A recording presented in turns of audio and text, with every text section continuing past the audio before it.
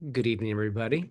Thanks for taking time to join us in this second edition of our pre-convention meeting.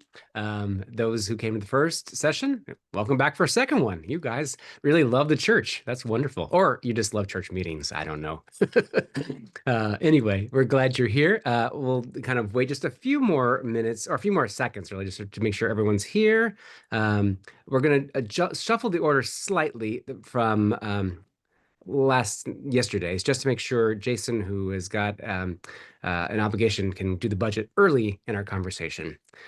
So we'll start with there. But first, we'll just kind of pause for a couple more seconds, maybe just a moment of silence, just to kind of ground ourselves, and then I'll open with a prayer.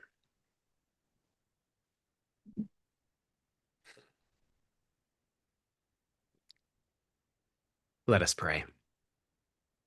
Holy One, we give thanks that you are invested in good governance, that you are present in the midst of our deliberations, that you are so eager to walk alongside us, that you show us the way in your Son, Jesus Christ. Help us in these days to shine out the light of your glory. And as we come together as your Diocese of Western New York, we ask that you be present with us, that you'd guide our hearts, you'd prompt us to ask the good questions that reside there, and that you would be with us as we continue to search or begin the search for a bishop, that you would prepare that person that you've called for us, that we would prepare our own work and engage in this work of building up the diocese to the honor and glory of your name. Amen. The one thing I will say is just a brief welcome to Bishop Steve Lane, and I'll invite Bishop Steve to say hello if he'd like to. Good evening, everyone. It's a great pleasure to be with you. I've been enjoying the last couple of months as I've slowly gotten to know the Diocese of Western New York. Been reading a lot of documents, listening in on a number of meetings, working closely with the standing committee, and feeling very excited about the possibility of serving as your bishop provisional. So I am looking forward to meeting you and greeting you in Niagara Falls and continuing the work of following Jesus in the year ahead. It's great to be with you. Thank you, Bishop Steve. Excellent. So what we'll do now is I'll call upon Jason and Maria to walk us through the budget presentation. Thanks, Luke. My name is Jason Miller. I serve as priest in charge at St. Paul's Harris Hill, as well as St. Michael and All Angels in Buffalo. Along with me, we have Maria Minocchio, who is the Director of Finance for the Diocese of Western New York. And before we start, wanted to mention that the slides from this presentation will be included in the documents that you'll be receiving and are posted on the diocesan website. So don't try and take screenshots or anything like that. They will come to you after the fact. We have a lot of information for you today and wanted to just be very upfront that what we're going to be talking about today is not anything new, but might be presented in a slightly different way. So if you have questions, feel free to ask those questions at the end. We're going to try and get through everything first and then offer some time for questions. So our agenda today is to kind of talk about audit results and our diocesan financial state of health, look at our income and expenses for the past 10 years, talk about the budget, and then, as I said, we're going to offer you an opportunity to ask questions and answers. Because it's been several years since we've explored a budget for the Diocese of Western New York and just the Western New York Diocese, we thought it would be helpful as a finance committee to kind of talk about the state of our finances as a whole and look at the past 10 years and income and expenses and explore what's changed. And then I'm going to move to the budget, as I mentioned. And this is the meeting where you'll want to ask any questions that you have so that we're ready to vote on the budget when we get to convention. And we'll already been able to answer any questions that you might have or come up with answers if we don't have them for you tonight. So every year, our diocese, just like every one of our churches, is supposed to undergo audits. And this year is no exception. We wanted to call out a few remarkable results from the auditors, and they are expressed on the next couple slides in terms of graphs. The first one is the current ratio, and I'm going to explain what these mean so you don't need to have a financial background. The current ratio is a measure of the diocesan ability to pay short-term obligations that are due within 1 year. So basically, it indicates how many dollars of cash or liquid assets we have that are available to pay our current bills.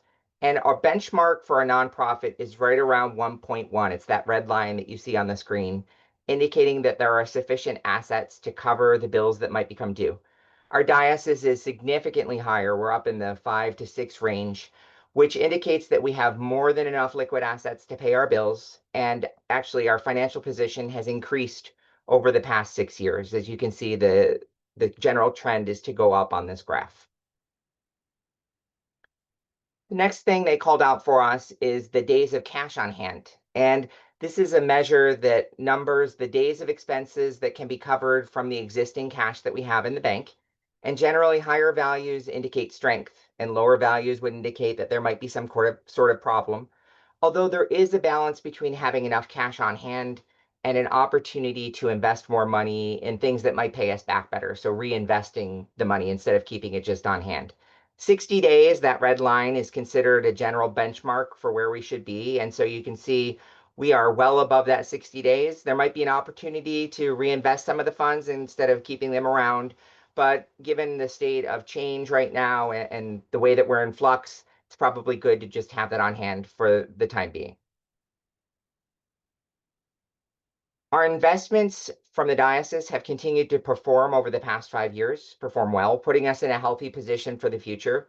You'll note that 2022 was a downturn year, and that was across the economy, especially with nonprofits and investments.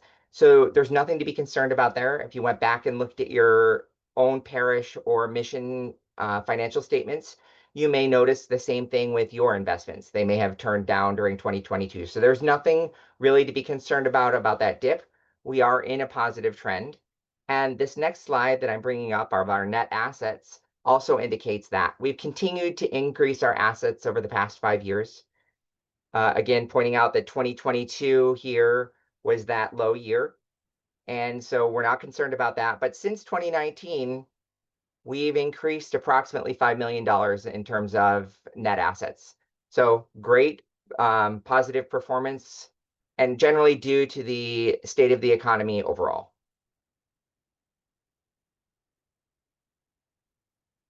This last slide of graphs is something called the functional expense. And this is a little bit outside the box, so I want you to bear with me until I've explained the whole thing, and then we might have some questions about it at the end. But functional expense reporting is the process of tracking the money that you spend according to what it was spent for. So they aren't a specific type of expense. It's more like saying how you spent your money according to the function that that money accomplished. For example, we might say salaries are an item on our budget, but that doesn't really tell us what the salary went to pay, whether it went to pay the executive staffer or someone who's in charge of programming. And so the IRS kind of considers 3 main categories when they look at this: programming, which is materials, advertising, salaries of people who do programming, that kind of thing.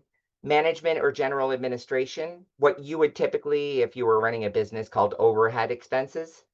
And that might be rent, executive salaries, utilities, office supplies, that kind of thing. And fundraising, which are costs directly tied to raising money. The benchmark says that at least 75% of our functional expenses should be used for programming.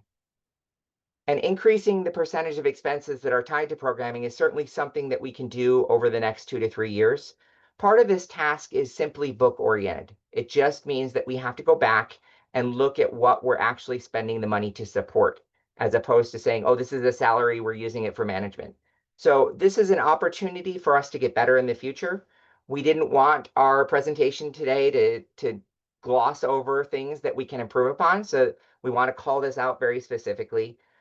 Another part of this, though, is ensuring that our staffing isn't simply management and general administration, but that we're charging the people that we hire with a specific measurable mission.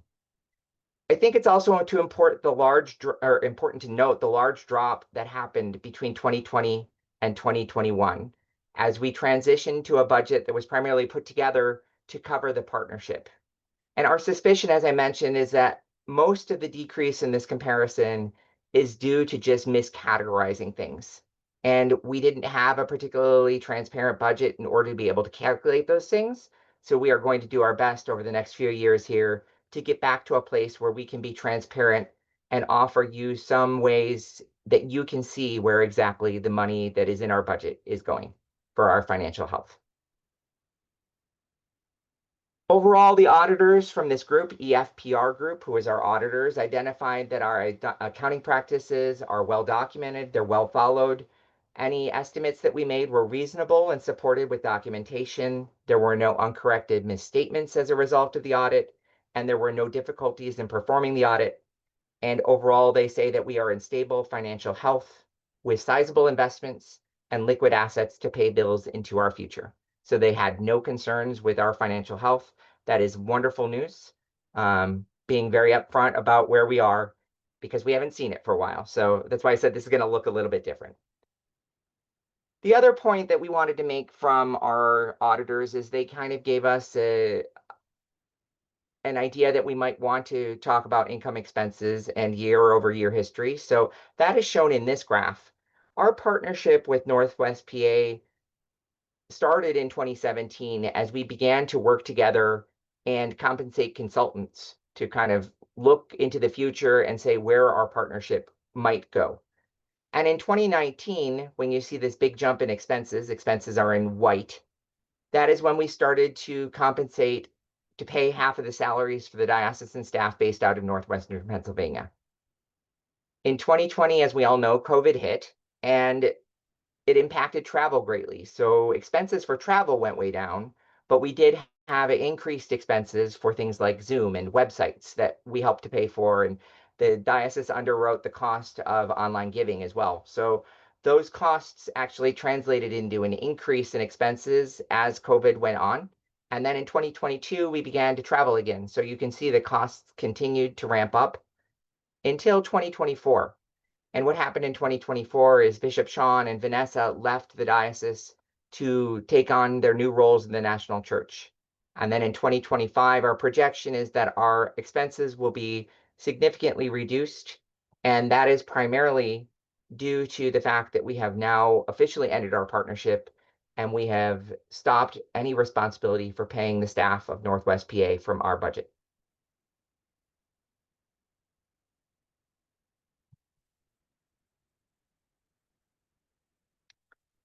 So why we're all here, the budget. So this year's budget has changed completely from past years when we were in the partnership. We've come up with a new chart of accounts to be more transparent for how we're spending the money. There's an opportunity in that also to see how we're spending the money, that functional expense piece that I talked about. So we can see this much is going to programming, this much is spent on management. So there really isn't an opportunity to show you a change from previous budgets to this year's budget.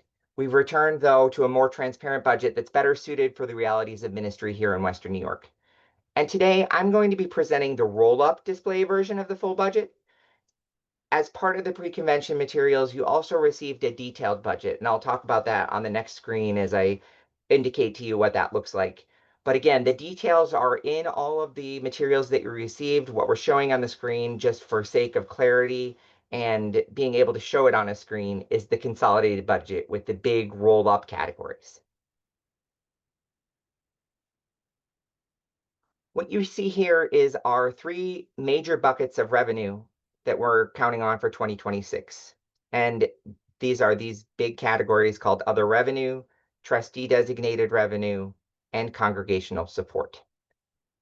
The other revenue line is made up of the Sanders and Schultz Fund, which produce income on the investments, and we're allowed only to take the income on the investments. We aren't allowed to touch the principal. And then unrestricted investments is made available by the trustees of the diocese. And that total is about $95,000.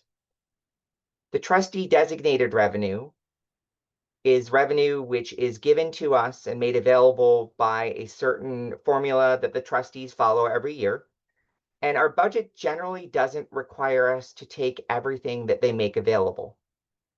So if we have a leftover funds from the trustee designated revenue that's put aside, it isn't used, it is reinvested, or actually not even taken out, and it is used for future years when we might need a little bit more, and they're able to give it to us.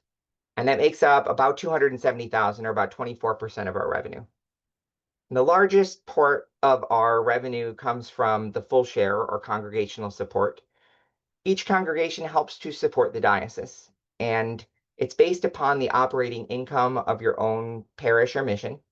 The full share is calculated as 13% of your operating income, and this does exclude anything that's spent on capital projects. So want to make sure that everyone's aware that capital projects are not considered an operating expense.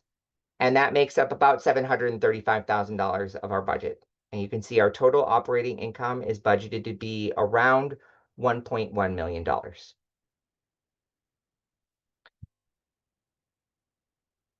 Moving to expenses, we have 8 main categories of expenses. And I'm going to kind of quickly talk about what is in each of these categories. Again, all of this detail is on that detailed budget that you've received, with all of the line items that make up that item and how it's allocated within that category. So the ministry of the bishop, if you were to look at the detailed budget, shows bishop's travel and bishop's non-travel expenses, continuing education, expenses incurred by the archbishop, among other things. And that category makes up about $21,000 of our budget expenses. Diocesan office and building expenses include building maintenance at the office and house, utilities, hospitality, insurance. And as a general rule, because we don't have actual numbers yet for insurance for 2026, we've used a 7% across the board increase to anticipate the increased costs. Diocesan administration and operations, which, if you're looking at the detailed budget, is 2 separate categories, but we thought for the sake of clarity in presenting this, it makes sense to combine the two. Includes general office supplies, technology, websites, Zoom, network, copier, postage, phone, internet, other administrative expenses, as well as diocesan vehicles, HR and payroll costs, our diocesan convention fees, legal expenses, audit, staff travel, and education. And again, in the detailed budget, this is in 2 separate lines: diocesan administrative expenses and diocesan operational expenses. For the sake of trying to fit everything into a clear pie graph, it didn't work. So we combined those 2 on this screen. The next category is mission support and leadership development. And these are what we would often call clear program-related expenses. Line items here include anti-racism programming and grants, conferences, camps, retreats, local lifetime learning, leadership development consultants for clergy and lay, youth and young adult ministry, any scholarships that we might have for clergy or seminarians, congregational support memberships. Some of you might use TENS or Invite Welcome Connect. We pay for those as a diocese. And support for the Genesee Region Initiative. And that totals about $100,000. This retiree benefits and support line, we continue to fund a program that is no longer in place, but we continue to fund it for those who are covered under it, that provides benefits for retired clergy and lay employees of the diocese who had at least 20 years of service. So that's a $26,000 expense in this case. Church-wide relations includes our province, Province 2, which is the next step up before we get to the national and international church. Our national assessment, which is just like the fair share or the full share that each congregation pays, but to the national church, and travel. And pointing out that this line is often significantly higher, but there is no general convention this year, so we don't have to pay for traveling to convention and the expenses incurred in attending convention. The community relations line is support for the Hope Center, which is our local support for recovery ministries, the network of religious communities, and the New York State Council of Churches. And then personnel expenses, which I'll point out over here, is over half of our budget, and it's the majority of our budget goes to paying for staff and benefits. It's not unlike a congregation that has a dedicated clergy person. Often, personnel expenses make up over half of the budget. Personnel salary expenses are based on somewhere between 7 and 9 employees. We're still trying to figure out what exactly our full staffing will look like. We are anticipating the hiring of an assistant for the bishop, a transition officer, and a communications officer for the diocese. And pensions are included for those same employees, clergy and lay, and benefits include health, dental, life insurance, and disability that are required to be paid. And our total operating expenses is right around that $1.1 million level as well. So on the left side is the revenue. On the right side is the expenses. As you can see, our proposed budget is balanced because the two match. The Diocesan Council has already approved this budget for consideration by convention. And between meetings of the convention, Council is responsible for reviewing financial reports and reallocating or approving any adjustments as needed. So that takes us to our time when we can ask you for any questions that you might have. And either Maria or I would be happy to address them as we're able.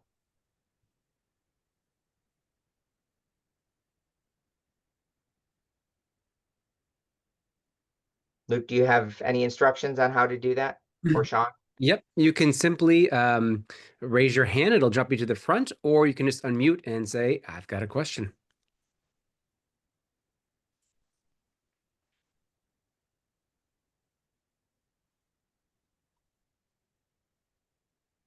Are there any questions? I have one, Ann Tillman. Hi, Ann. Hi. It might be helpful to unshare that screen so we can see better. I'm curious. This is really extraordinary. You all have done an incredible piece of work, and I just want to thank everyone who was involved in that because it is so clear and just beautifully put together. So, and Jason, your wisdom is just magnificent. Thank you, thank you, thank you. I'm curious, this is not regarding this particular budget, but it'll affect next year's. Do we know how the full share is going to be calculated since that particular line has gone away from the Parochial parochial report. report? Thank you. Yeah. I can answer Yes. that.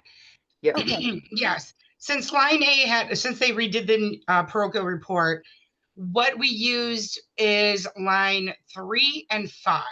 Line 3 and 5. Okay. Yes, and not line A because that disappeared. So it's Okay. line 3. It's 13% of line 3 and 5 added together. Got it. Okay. Thank you very much. Appreciate that. Sure. Any other questions? Yes, was that line 3 and 8 or 3 and 5? 5. Okay, I'm sorry, I thought I heard 8. Thank you. That's okay. You're welcome.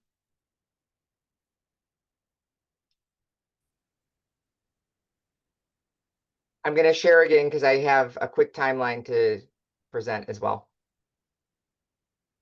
If there are no further questions.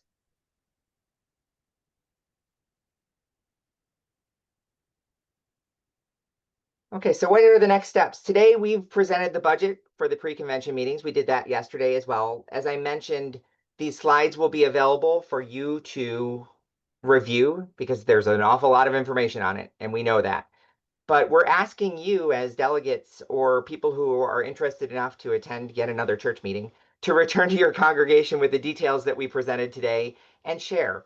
And we're asking you specifically to go back to your vestries and ask for any input they might have, but also to give them the knowledge of where all that money that they pay to the diocese, the full share, goes and what it helps to support, because that is one of the pieces we've missed in the past is we pay this thing and where does it go? So we want to make sure that people understand how you're helping to support the rest of the diocese and the rest of the programs that go on within the diocese.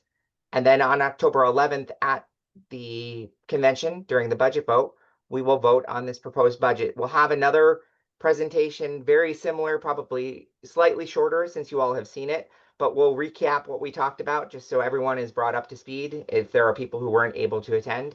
So you might see something very similar to this on convention day as well. And we do encourage you to reach out to either me as the chair of the finance committee or Maria, who is the director of finance for the diocese. If you have any questions as you digest this information, we are certainly happy to answer them or find you an answer if we don't know them directly. But again, our goal here is to be transparent, to talk to you about the health of the diocese and show you that we're in good shape and we've come a long way, but we still have a lot of work to do. So thank you for your time.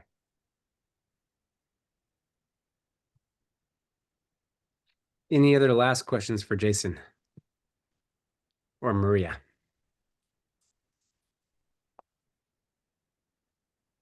I guess I have a question. Where do we stand versus last year when we were connected with the partnership? Like, what would the differences be versus being with the partnership? Maria?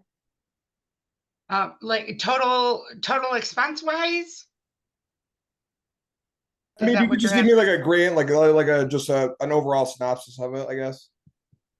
So we are spending about $200,000 less anticipated for 2026 than in the past few years. Does that answer the question? Yes, thank you. Okay.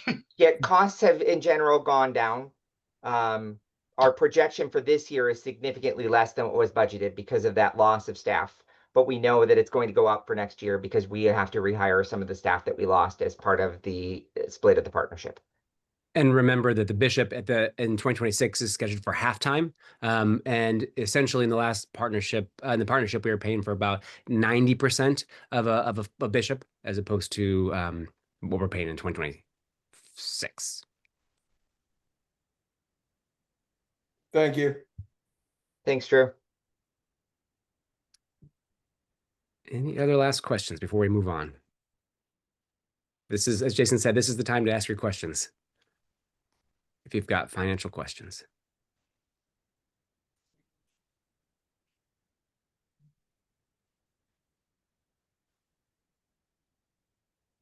Seeing no one unmuting themselves, I'll conclude that you have no more questions.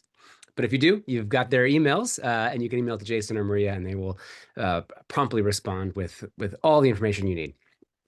So moving on, our next item on the agenda is really to notice the elections we'll be doing. Conventions are always about new leadership and the elections, the democratic process that we're able to have in the Episcopal Church.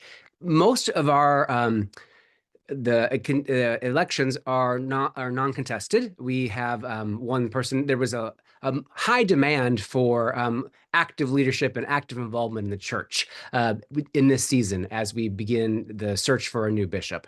And so we have about 18 people serving on one committee, and I think 19 on another committee with the search and transition. And so there's a lot of people that were putting the name forward, and I'm very thankful for everyone who's stepped up to offer their services to the diocese in this moment. And because of such, we have few contested relationships. There are rather not relationships, elections. Rather, there are two specifically. General Convention is contested because there's a lot of people who want to go spend July in Arizona at all-day church meetings because they are sick puppies, I guess. Anyway, so that's contested. We'll vote on that. And then also council in the lay order is also contested. So those are the two contested elections, and we will vote for each of those elections in their particular orders. If someone is missed the deadline but still wants to run, it's still possible.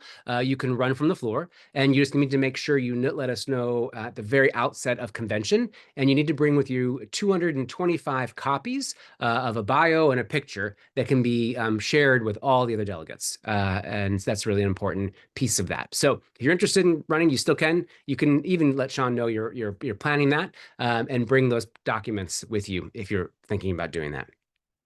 And that's it as far as the nomination goes. The other piece is to talk a bit more about the resolutions. And so I'll call upon Nick Avancho to do just that. Sure. Thank you, Luke. I am the priest at St. Martin in the Fields, Grand Island, but also secretary of the diocese and chair of resolutions, which is normally an easy job, but this year we have 6 resolutions to go through. Resolutions A through F were sent out and are available on the website. I'm not going to share my screen as the text would be a little bit too small for everyone to read, but I'll go through a summary of each of them and then allow some time for questions. If you do have a question at the end of each, simply either raise your Zoom hand with the button at the bottom or just unmute yourself and start talking. There are 3 pages of you, so I can't see everybody waving. But we begin with New York A. The first 3 resolutions are canonical changes that kind of result from where we are at this moment without a bishop and post-partnership as we adjust for the future. New York A is a change in the canons for selecting search and transition committees in the search for new bishops. Now, as we were as transparent as we could be at the beginning of this search, we were not able to choose the search committee and transition committee in the way that the canons obligate us to do. That is because it designates each deanery to elect representatives.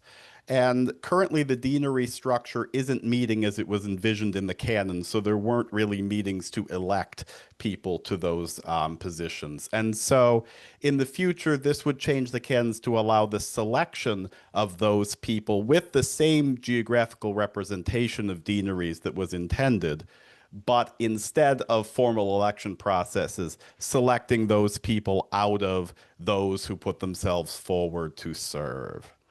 Are there any questions on that canonical change?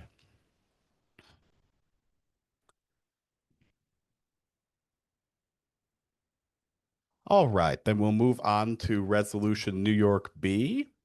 This is a canonical change that only changes one word of the long bit of canon that is copied onto the page that was distributed, and that is the size of the slate of candidates the search committee is obligated to put forward for the bishop's election. Previously, it mandated at least 4 nominees be put forward for vote. In today's clergy climate, with a shortage of clergy, that is in excess of many larger diocese slates in recent searches. And so we don't want to hamper ourselves in our search by not being able to put forth a canonically valid slate. And so we would change it to require 2 or more candidates be selected. And that allows us to have a slate of 4 if we get a bunch of wonderful candidates, but it allows us to have at least a contested election, but as many as the search committee sees fit for our consideration. So are there any questions about that canonical change?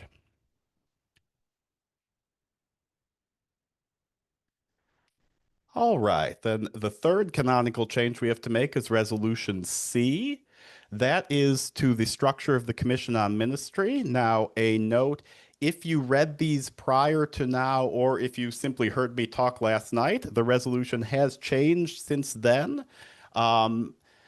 This is a return to the canons pre-partnership, as our current canons mandate that we have a joint commission on ministry, but the Commission on Ministry in Northwest Pennsylvania no longer wishes to be joint, which leaves us unable to fulfill our current canons. So we are proposing a Commission on Ministry made up of not 6, but 4 members of the clergy and 4 lay persons. That was at the recommendation of the co-chairs of the COM, believing that a group of 4 and 4 might be a little more wieldy than one of 6 and 6. And so other than that change, it is a return to our 2017 canons for the creation of the COM. Are there any questions about that?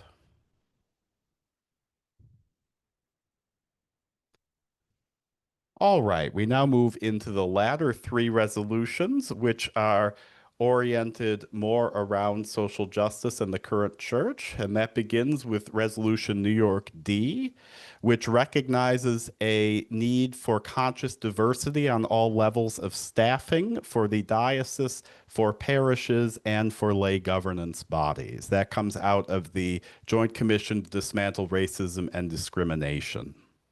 Are there any questions about Resolution D?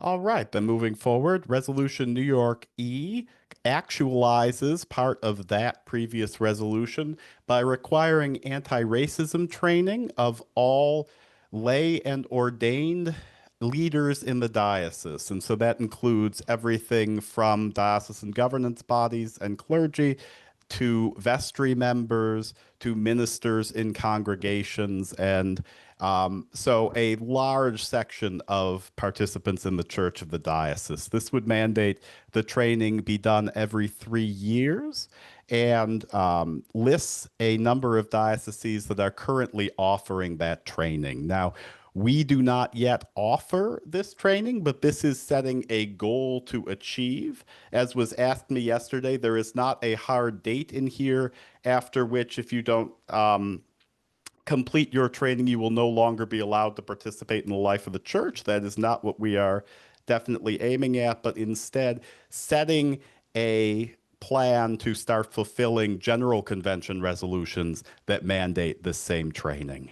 So are there any questions on Resolution E? Yes, Frida. I am in the category of retired. However, I do a great deal of supply work. And I was made aware recently that I was out of date for safe church training. So I did that, but I would like to know about how this new training will be announced and made available to people who are in my situation. So this is entirely a beginning and an aspirational goal for making this training available. The administrative overhead, the figuring out record keeping, and offering the training ourselves is not yet done.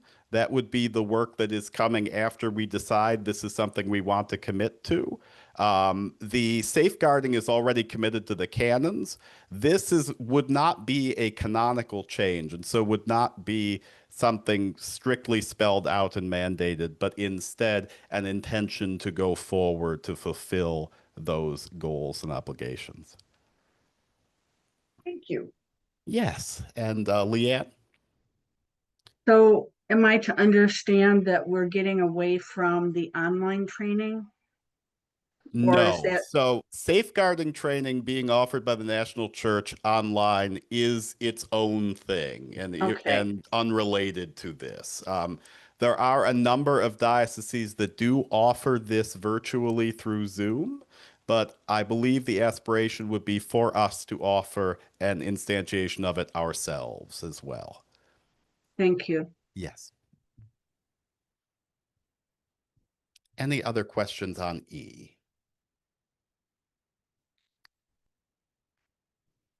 All right, then moving forward to F, our final resolution is a formal expression of condemnation of the current actions of immigration and customs enforcement in our government world, both quoting Leviticus and the words of our presiding bishop. This simply expresses the thought of the group in a larger way and is not binding us in any canonical way at this time. Are there any questions on Resolution F?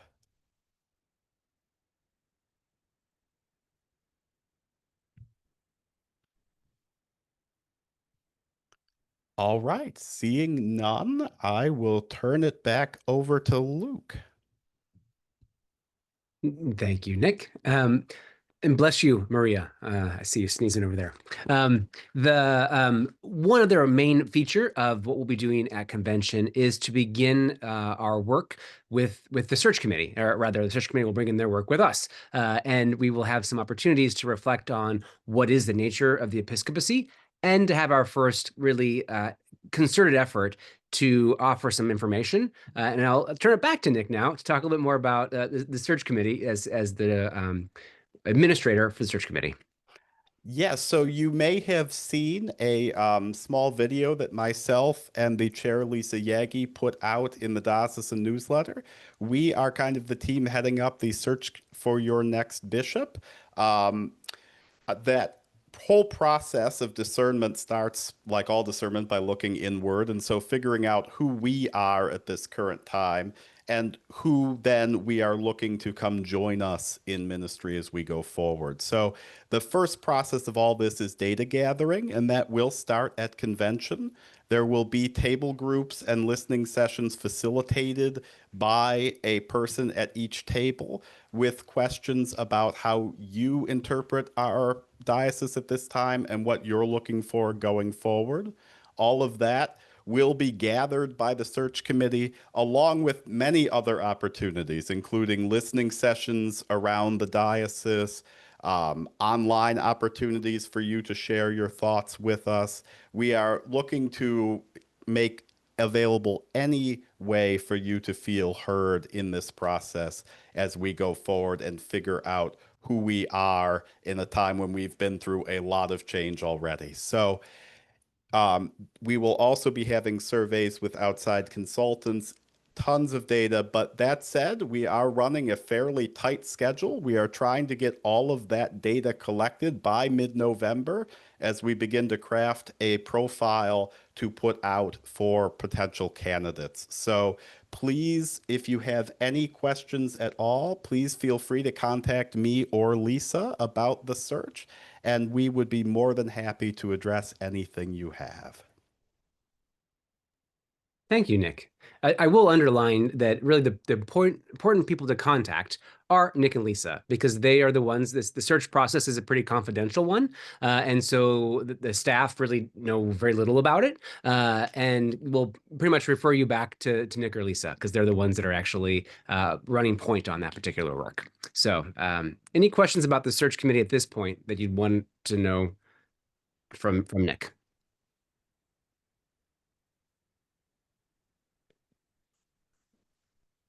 All right, seeing none.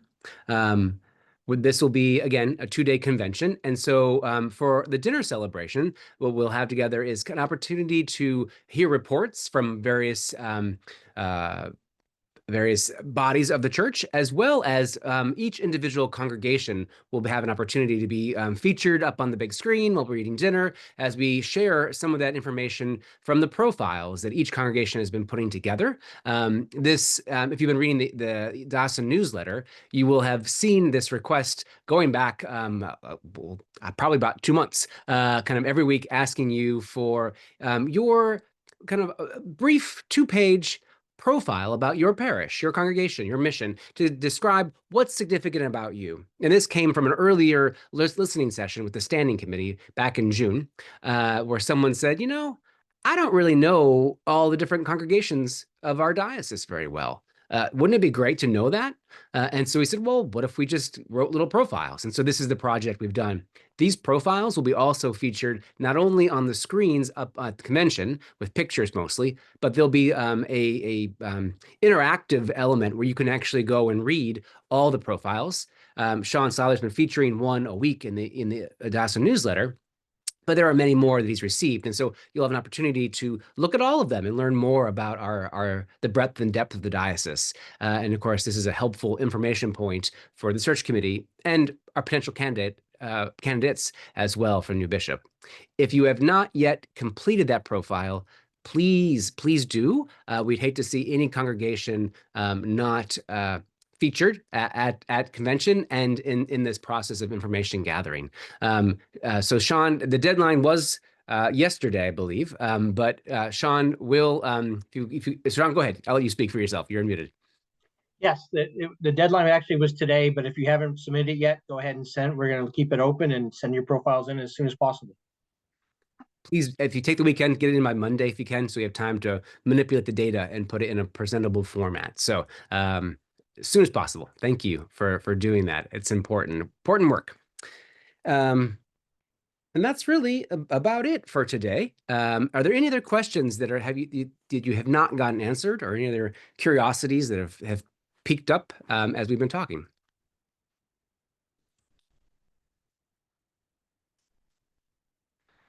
Just a quick one. I'm looking at the possibility of the elections. I know there are only 2 contested elections, and one of them is 2 people, so that's not really, that's only going to go 1 ballot, obviously. But for clergy and general convention, that could go more than 2 ballots. Is that planned for? Yes, we've got, if we need to, we've got the provisions in place. And what we'll probably end up doing for those who we'll probably do the aggregate of votes. If they get the bare minimum, then what we'll do is allow us to move forward and have alternates be in kind of by rank order. So we've got some that in place. That's fine. Okay, just curious. Yep. Nick, did you want to add anything to that? I don't know if you knew. We've had some conversations around it, but we'll make it happen. Yeah, there's not a prescribed way to do that, but ranking the alternates out of the smallest number of votes will probably resolve it the quickest.